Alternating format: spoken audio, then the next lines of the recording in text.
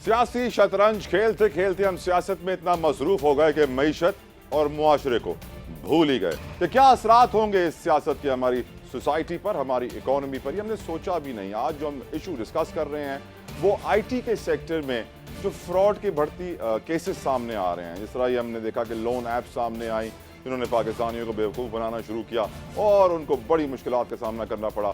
मैं पर्सनली इस पर आवाज़ उठाता रहा, लेकिन किसी ने कान न धरा। जब तक कि पाकिस्तानियों ने खुदकुशियां करना शुरू ना की, तब तक अरबाब इख्तियार के कानों पर जूं तक ना रहेंगे। मेरे साथ गुफ्तगू के लिए इस वक्त मौजूद है साबिक additional DG FIA Ammar Jafri साहब।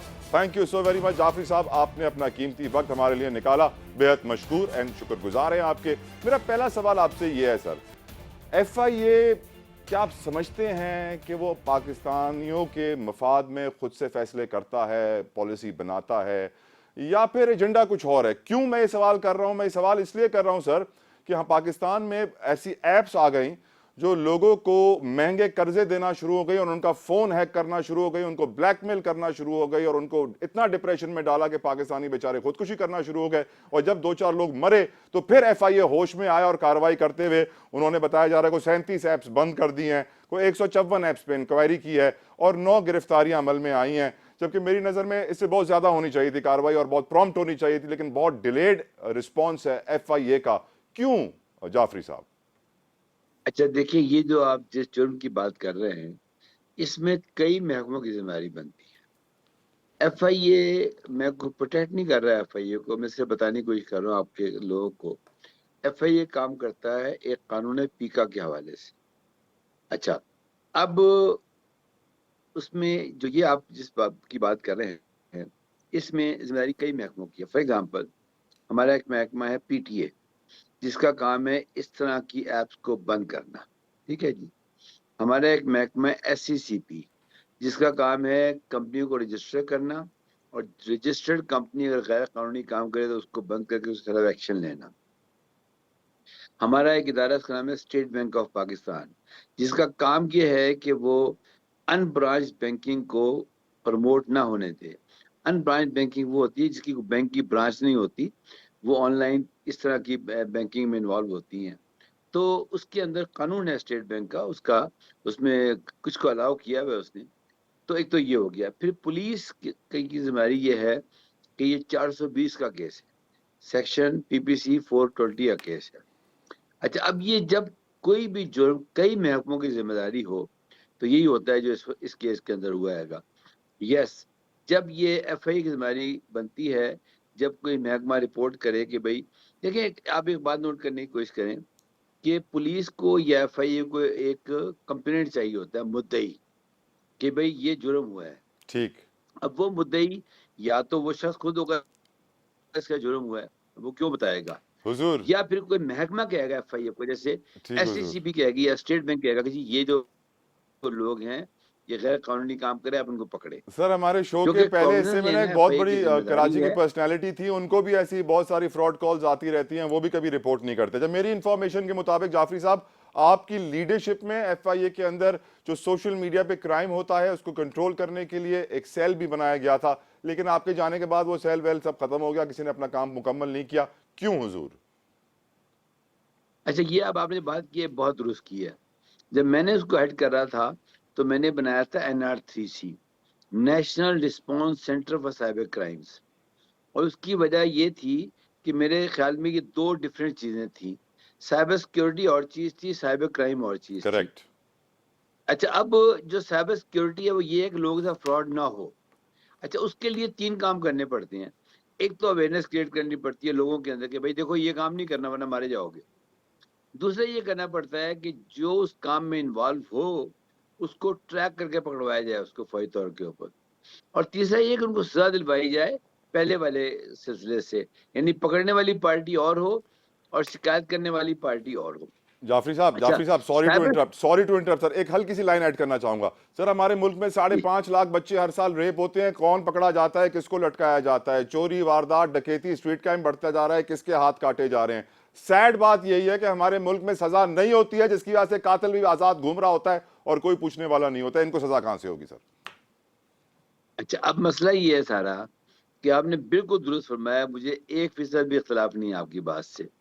लेकिन हमारा पूरा मुल्क एक बैड गवर्नेंस का शिकार है, चाहे हमारे थाने हैं, चाहे हमारी अदालतें हैं, चाहे कोई महकमा उठा के देख लें गवर्नमेंट का। अच्छा, अब गालिबन आज ये आपके साथ मेरा तीसरा इंटरव्यू है टीवी चैनल पे। मैं हर जगह एक ही बात कर रहा हूँ कि हमें पाकिस्तान को एक ऐसे सूरत हाल का सामना है जिससे हम सारे ही मिलके निकल सकते हैं, अकेला अकेला कोई निकल सकता। अब चाहे वो यूनिवर्सिटियां हों, चाहे वो मीडिया हो, चाहे वो गवर्नमेंट के इदारे हों, मिलके काम करना है। मैं आपको एक और खतरनाक बात बताता हूँ। अभी तक जो जराइम हो रहे थे वो लोग कर रहे थे लोगों के साथ ना, अगले जराइम बड़ी जल्दी 4 से 6 महीने बाद आ जाएंगे जो मशीनें करेंगी। फॉर एग्जाम्पल, एक आपके घर में एक क्या वो लगा हुआ है, एसी लगा हुआ है, उसके अंदर एक IoT डिवाइस लगी हुई है। आपके घर में टेलीविजन के ऊपर आप देखा होगा, जब ये जो आपका इंटरनेट आता है जिससे आपका इंटरनेट बेस चलती है, वहाँ कैमरे लगे होते हैं। हर घर में 10 से 15 ऐसी डिवाइसेस लगी हैं जिसकी से आपकी मालूमात बाहर जा सकती है। जी हाँ, अब ऐसे ये ही है। अटैक जो आएंगे आपके ऊपर, ये डिवाइसेस से आएंगे, यानी एक डिवाइस अटैक करेगी दूसरी सो डिवाइस व्हाट को। यू आर टेलिंग अस कि और artificial intelligence will take over और वो जो है यकीनन बहुत कुछ कर सकती बिल्कुल है। बिल्कुल बिल्कुल। अब ये जो टेक्नोलॉजी बेस्ड क्राइम्स आएंगे ना, ये इतने खतरनाक होंगे कि चले अभी तो हम लोग पकड़ लेते हैं, सर अभी चले पुराने कुछ वाले मर क्राइम से जाते हम हैं, निकले नहीं थे, नए वाले क्राइम से कैसे निकलेंगे? एग्जैक्टली। अच्छा, इसके लिए और कोई चीजें भी नहीं है, 3 काम करने पड़ेंगे। एक तो अपनी पुलिस, देखें हर जुर्म की जो फर्स्ट रिस्पॉन्डर है वो पुलिस होती है। यानी कुछ भी काम हो, आदमी एकदम थाने जाता है जी मेरे साथ ये हो गया, पुलिस उनको उन्हें क्या कहती है, क्या चक्कर देती है, वो आपको मेरे से बेहतर पता है। हाँ सर, गरीब आदमी तो मैं जा नहीं समझता सकता। हूँ जी, मैं ये समझता हूँ कि हर पुलिस स्टेशन के बाहर एक ऐसा सेटअप बना हो जहाँ पे कम्युनिटी को इन्वॉल्व किया जाए। मोहल्ले के जो शुरफा हैं, जो कम्युनिटी पुलिस। रिटायर्ड लोग हैं, अच्छे लोग हैं, बैठे हों वहाँ पे, पुलिस वाले ही बैठे हों। जो भी शख्स शिकायत लेकर आए, वो एक उसको कम्युनिटी पुलिसिंग कहते हैं बाहर के मुल्कों में, लेकिन हमारे यहाँ लकीली वो नहीं है की। तो वो गए कि भाई ये इसके साथ जुर्म हो गया, इसकी ये मदद की जाए। पहली बात तो ये हो गई। ठीक है। दूसरी बात ये हो गई कि जब कोई भी जुर्म हो, तो अगर किसी शख्स के पास पैरवी करने के लिए पैसे नहीं है, वकील नहीं है, कुछ नहीं है, तो ये जो बताने का मकसद ये है, हमारे मुल्क में 2.5 करोड़ बच्चा आज स्कूल से बाहर है। आज जब मैं आपसे बात कर रहा हूँ, ये 2.5 करोड़ पोटेंशियल मुजरिम है फ्यूचर के, जी हाँ। अगर हमने इनको काबू ना किया तो। आप खुद सोचें, जिस मुल्क में 2.5 करोड़ बच्चा आउट ऑफ स्कूल है, ये गवर्नमेंट की फिगर है, मेरी फिगर नहीं है कि अब ठीक ये है, बच्चे स्कूल क्यों नहीं गए? देखिए, बिल्कुल सही कह रहे हैं। इस मसले को आपको हर एंगल देखना पड़ेगा, हर एंगल बिल्कुल से आप सही देखना फरमा रहे पड़ेगा हैं, बिल्कुल आप सही फरमा रहे हैं। सर कि आप मुझे ये बताइए, क्या FIA के अंदर जो अफसरान काम कर रहे हैं उनकी नीयतें जी साफ जी। हैं? क्या वो रिश्वत नहीं लेते सर? क्या करप्शन वहां नहीं है? अच्छा, मैं देखिए, मैं फिर अगेन डिफेंड नहीं कर रहा। आप मुझे एक महकमा बता दें पाकिस्तान का, चाहे वो मच्छर मारने वाला महकमा है, कि ये जो आप रोज टीवी पे प्रोग्राम देखते हैं, वो ले रहे हैं पैसे। FIA देखिए, FIA में कौन है? FIA में हमारे बहन भाई है ना, आप हैं, मैं हूं, मेरे अजीज हैं, मैं रहा हूं 12 साल। लेकिन मैं ही गुजारिश ये करूंगा कि बजाय इसके कि हम किसी एक महकमे को टारगेट कर लें, ये बड़ी जरूरी बात बता रहा हूँ आपको, उससे वो महकमा डिसअपॉइंट होगा, टारगेट होगा, तो फिर काम मजीद भी खराब होगा। बिल्कुल आपने सही कहा। लेकिन कोई एक महकमा मुझे अभी बता दें कि जी उस महकमे के अंदर वो रवैया नहीं है जिस ठीक, रवैये की आप FIA की ठीक। बात कर रहे हैं। आई हाँ, एग्री, चूंकि उनके पास इख्तियार है, आई एग्री उनके पास जाफरी साहब, इख्तियार है। आई एग्री जाफरी जी साहब। कंप्लीट तमाम तर सिस्टम के अंदर दीमक लगा हुआ है। सिस्टम बेहतर कैसे होगा? What is the way forward? Education आपने बता जी दिया है, अब बिल्कुल। कौम के अंदर से ये चोरी, ये ये काम चोरी और करप्शन जी, कैसे खत्म करें? जी मैं बताता हूँ। इसके लिए 2 चीजें जरूरी हैं। पहली बात तो ये है कि हमें थोड़ा मजहब का सहारा लेना चाहिए। दीन हमारे समझना मजहब होगा। में करप्शन, बेईमानी, ये सब चीजें जो हैं, अभी मैं एक चैनल पे था, तो एक सेनेट की वो असेंबली में एक बिल पेश हुआ है शराब की इजाजत देने के ऊपर, उस पर बड़ा अस्तगफुरुल्लाह। हंगामा भी हुआ है। तो मेरे साथ इस्लामिक काउंसिल के हेड भी थे उसके अंदर, उन्होंने बड़ी अच्छी बात बताई मजहबी हवाले से। मैंने उस पे ये कहा कि भाई, शराब जो है वो मजहब में ही मना है, कानून में ही मना है।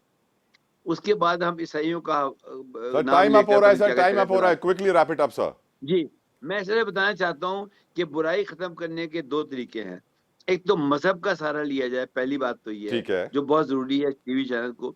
और नंबर 2, इस वक्त आप काम करें बच्चों के ऊपर। मैं फिर कह एजुकेशन। रहा हूँ थैंक जो यू बड़े सो वेरी लोग हैं मच, थैंक यू 40 सो के, वेरी मच। साबिक बहुत एडिशनल शुक्रिया डीजी FIA अम्मार जाफरी साहब ने बड़े अच्छे मशवरे दिए हैं सोसाइटी को सोसाइटी ट्रैक पे लाने के लिए। एक मजहब को समझिए, कुरान पाक को पढ़ने वाला से बेहतर है जो पढ़ के समझे, और उससे बेहतर है जो पढ़ के समझ के उस पर अमल करे। और दूसरी चीज़ जो उन्होंने बात की कि हमें अपने बच्चों पे और उनकी एजुकेशन पे काम करना बहुत ज़रूरी है। एक ब्रेक, गुफ्तगू जारी रहेगी। अगले सेगमेंट में हम डिस्कस करेंगे the social element, the social aspect, हमारी सोसाइटी पे इसका इम्पैक्ट क्या आ रहा है और किस तरह इससे बचे। ब्रेक के बाद।